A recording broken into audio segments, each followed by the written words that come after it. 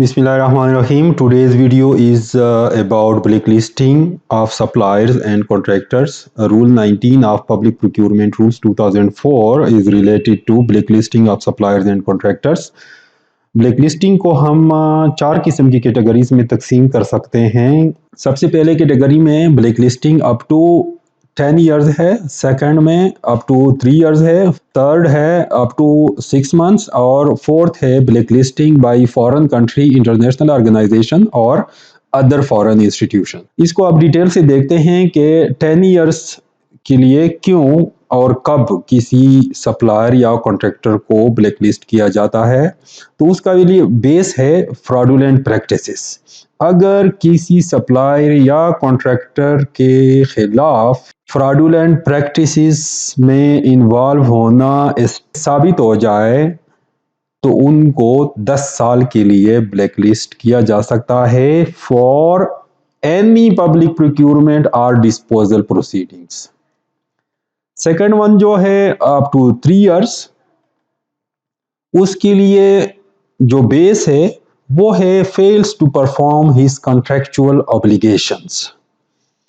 जो कॉन्ट्रैक्ट किसी सप्लायर या कॉन्ट्रैक्टर ने बिड विन करने के बाद हासिल किया और उसको परफॉर्म करने में फेल हो गया तो या उसको कॉन्ट्रैक्ट को ब्रीच किया तो उस सप्लायर को 3 साल के लिए ब्लैकलिस्ट किया जा सकता है।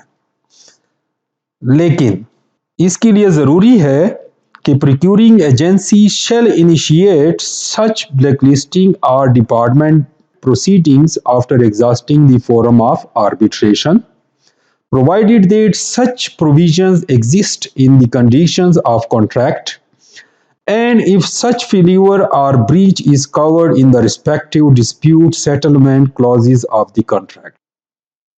नेक्स्ट जो है अप टू 6 मंथ्स के लिए ब्लैकलिस्टिंग जो है वो fails to abide with the bid securing declaration.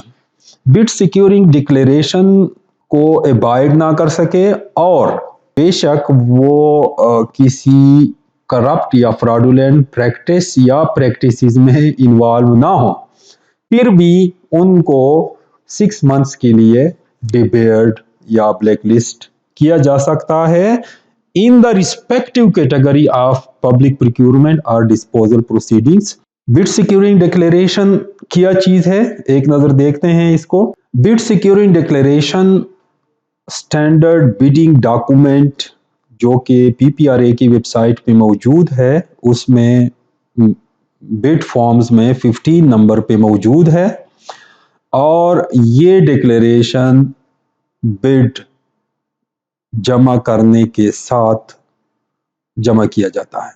Next जो है वो फॉरेन कंट्री, इंटरनेशनल ऑर्गेनाइजेशन और अदर फॉरेन इंस्टीट्यूशन की तरफ से ब्लैकलिस्ट किए गए किसी सप्लायर या कॉन्ट्रैक्टर को यहाँ पे भी ब्लैकलिस्ट या डिबेयर्ड तस्वुर किया जाएगा उसी दौरानिए के लिए जितने दौरानिए के लिए उन्होंने किया है। लेकिन provided that in case of public sector entities, the board shall have the power to review and examine the case on the basis of evaluations made by the authority and decide the case accordingly. Blacklisting के दौरान procuring agencies के लिए कौन कौन से instructions दिए गए हैं वो ये हैं that the procuring agency shall devise a comprehensive mechanism for blacklisting of suppliers and contractors, include it in the bid document and contract, start proceeding after exhausting the forum of arbitration, shall communicate to the authority। उसके बाद instruction for bidders किया है। The bidder may file the review petition before the authority within 30 days of communication of such blacklisting or bearing action after depositing the prescribed fee and in accordance with the procedure issued by the authority। Second जो instruction है वो ये है कि not withstanding anything content in this rule, The blacklisted or debarred bidder shall be bound to perform its contractual obligations in such ongoing public contract or contracts in which such bidder is already engaged.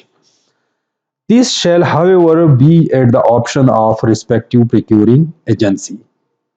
Public procurement regulatory authority के part पे कौन कौन से action हैं black listing में, तो सबसे पहले ये है कि examine the record whether the procedure defined in blacklisting and debarment mechanism has been adhered to by the procuring agency. Publicize the decision of procuring agency. Register review petition.